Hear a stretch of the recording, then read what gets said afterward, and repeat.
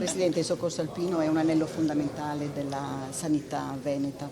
Beh, è innegabile, se non ci fossero bisognerebbe inventarli. Aver recuperato, portato soccorso a 1225 persone in un anno dà una dimensione dal mondo del lavoro che fanno questi volontari. 3 milioni in più per aiutarli in vista poi delle Olimpiadi 2026. Sì, e per aiutarli avremo anche le Olimpiadi e loro fanno un lavoro strepitoso. Mi permetto di fare un appello ai cittadini: il 97% dei cittadini che vanno in montagna non sono assicurati, un'assicurazione costa 20-30 euro, ma soprattutto ricordo che il 40% dei 1225 era illeso, quindi vuol dire che bisogna anche utilizzare la testa quando si va in montagna.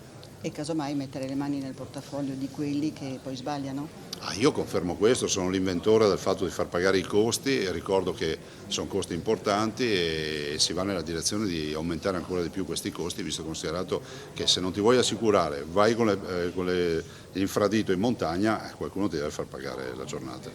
Cambio argomento, Consiglio di Stato. Siamo in attesa e dopodiché quando ci diranno se si dovrà andare a votare in autunno piuttosto che in primavera per il fatto che le due leggi regionali e nazionali sono in contrapposizione, poi noi convocheremo le elezioni. Ma ha già guardato l'agenda fissando eventuali date in un caso o nell'altro? No, però immagino che l'autunno si possa assolutamente interpretare tra ottobre e novembre, di certo non a settembre. Per quanto riguarda la primavera diventerebbe un election day a quel punto, no? Vedremo quando andrà a votare ad esempio il comune capoluogo, gli altri comuni, perché se si va in ottobre, in autunno ci andremo da soli, ce n'era mai accaduta nella storia della regione del Veneto. Aspetta il parere del Consiglio di Stato per decidere cosa farà Zaia da Grande? No, assolutamente, il parere del Consiglio di Stato serve perché chiunque potrebbe impugnare le elezioni. E quindi chi perde, che tu vada in autunno piuttosto che in primavera, potrebbe impugnare, magari trova anche un consenso da parte di chi dovrà giudicare e magari dovremmo anche rifare le elezioni e direi di evitare questo. Ci sono 4 cardinali veneti e il Veneto è una delle regioni più rappresentate, 2 vicentini e 2 veronesi. Abbiamo qualche chance? Guardi, non lo deve chiedere a me, eviterei di partecipare a questo sport nazionale che prevede di scegliere il Presidente degli Stati Uniti, il nuovo Papa e tutto quello che c'è. Ci sono 138 cardinali, sono accreditati e quotati per scegliere il nuovo rappresentante di Dio in terra, come si dice, della Chiesa Cattolica. Lo faranno cercando il miglior interprete di questo tema. Grazie. Stato sul parere? No, nessuna novità, siamo in attesa, visto e considerato che per noi è fondamentale, o meglio per i nostri tecnici, avere questo parere, visto e considerato che la legge regionale ci invita a fare la convocazione delle elezioni nella fase primaverile, finestra primaverile, e la legge nazionale ci dice di farle entro 60 giorni dalla fine della legislatura e quindi sarebbe in autunno.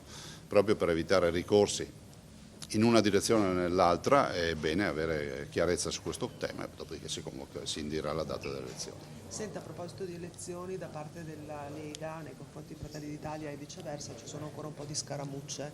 Il capogruppo Villanova ha detto vabbè, il Presidente tocca alla Lega, altrimenti corsa solitaria, con 4 liste.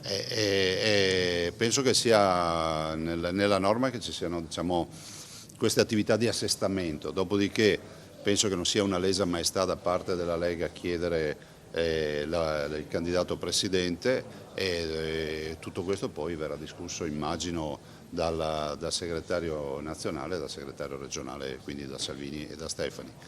Staremo a vedere poi quale evoluzione ci sarà e soprattutto in virtù anche del fatto di sapendo anche quando si andrà a votare. Ma lei non esclude quindi una corsa solitaria oppure a tutti i costi la coalizione deve essere unita? Guardi, io in questa fase non mi ci addentro proprio, nel senso che questi sono dibattiti che ho visto nascere già molto tempo fa. Direi che è fondamentale capire quale sarà la direzione, dopodiché il partito prenderà le sue decisioni.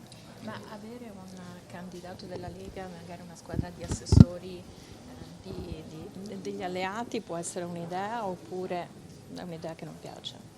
Ma guardi, io penso una cosa, che sia fondamentale che ci si incontri, o meglio si incontrino, visto e considerato che è un ruolo della politica, delle segreterie.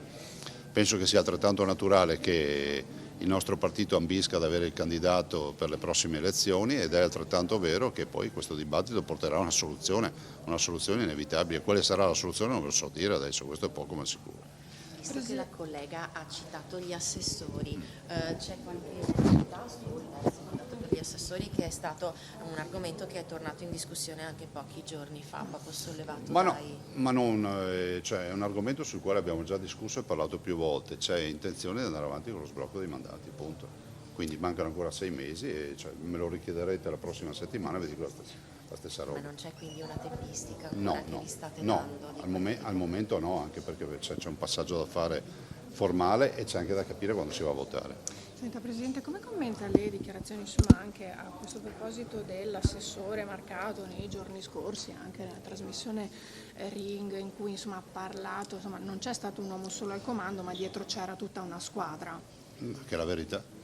Basterebbe che voi andaste a vedere tutte le mie dichiarazioni, soprattutto quelle quando escono i sondaggi sul gradimento dei presidenti, dove io sono primo da 15 anni, ed ogni volta che dichiaro dico questo è frutto del lavoro di una squadra, non di una persona sola. Quindi penso che sia novità e che non ci sia nessuna novità sotto il sole. Questa convenzione per il soccorso alpino, le ha parlato anche di inasprimento delle quote da pagare proprio per un soccorso inutile alle volte. Ma sì, perché guardate, si mette a repentaglio la vita dei soccorritori, che è una cosa sacra, e abbiamo avuto parecchi soccorritori che hanno perso la vita, e soprattutto in condizioni di situazioni di recupero, scenari di recupero.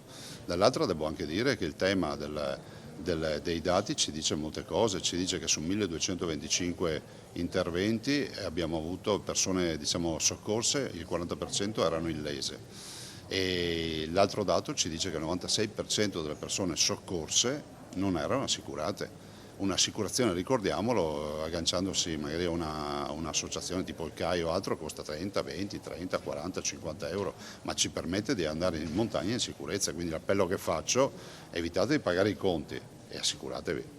E anche ad essere più responsabili, ovviamente. Ma sì, la responsabilità è fondamentale, guardi, per se stessi e anche nei confronti dei soccorritori, che rischiano magari di perdere la vita a causa delle responsabilità di qualcuno.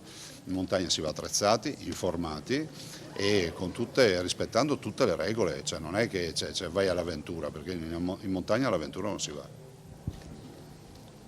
Presidente, c'è anche l'accordo per il mantenimento della pista da bob dopo le Olimpiadi 2026, l'accordo economico. Sì, ma si va avanti, questo è un altro dei temi. Abbiamo realizzato la pista, a me piace che adesso mi fate le domande sull'accordo.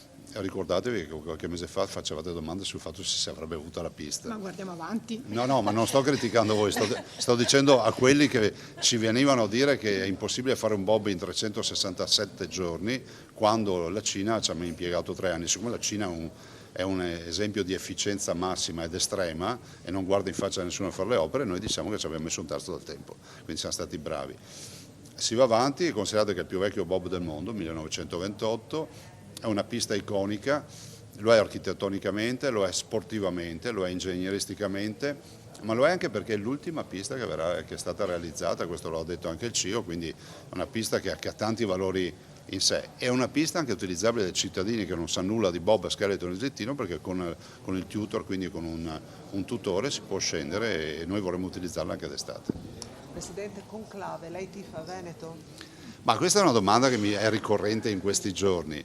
Io dico che il massimo rispetto è ossequioso nei confronti dei 138 cardinali che sceglieranno il nuovo Papa. Faranno, immagino, come al solito, una scelta giusta e al passo con i tempi, perché poi il Papa sarà interprete del sentimento del suo gregge, e il Papa è il rappresentante di Dio in terra, come si dice, no? Della Chiesa Cattolica. Il Papa è anche responsabile del dialogo interconfessionale, il Papa è anche colui che interpreterà il momento storico. E quindi la scelta è una scelta veramente importante e responsabile in un momento storico dei cigni neri.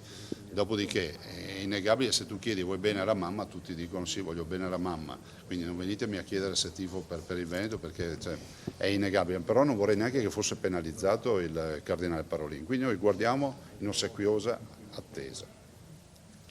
Grazie.